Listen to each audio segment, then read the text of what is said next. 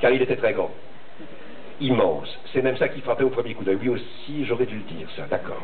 Alors, un jour qu'il attendait sur le bord de la route, solidement planté dans le sol, en rang, oui, parce qu'il y en avait plusieurs. Il y en avait même beaucoup, des comme lui, ça aussi, j'aurais dû le dire au début. Pardonnez-moi. Des deux côtés de la route, ils étaient. Et ils s'attendaient en plein soleil. Enfin, il y avait bien de l'ombre sur la route, mais ils ne pouvaient pas s'y mettre, parce que c'est eux qui la faisaient, l'ombre, avec leurs longs cheveux verts. Avec leurs cheveux verts. Je ne sais pas pourquoi j'ai dit long. C'est plutôt large, il faudrait dire. Comme des feuilles, quoi.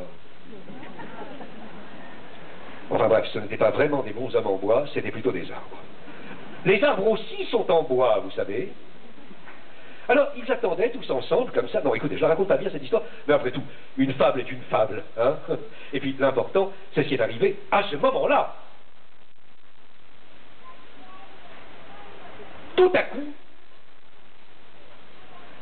vous voyez l'enfilade des feuillages verts, n'est-ce pas, des deux côtés du chemin. Tout à coup,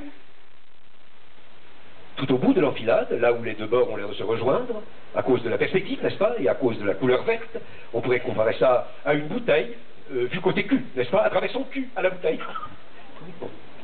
Tout à coup, donc, au bout du goulot de la bouteille, si vous voulez, et la comparaison s'impose d'autant plus que ce chemin était un chemin d'eau, où ils se miraient, les arbres, oui, c'était un canal, j'ai oublié de le mentionner, je suis impardonnable. Tout à coup, donc, on entendit boum. Et c'est à ce moment-là que la fable commence. Non, écoutez, ce n'est pas la fable de la bouteille ni de la cathédrale. Ça aussi, je ne sais plus comment je m'y prends. J'essaie de rendre les choses nettes, et puis plus elles sont nettes, plus c'est moi qui m'embrouille. Non, j'aurais dû dire carrément que c'était une bouteille.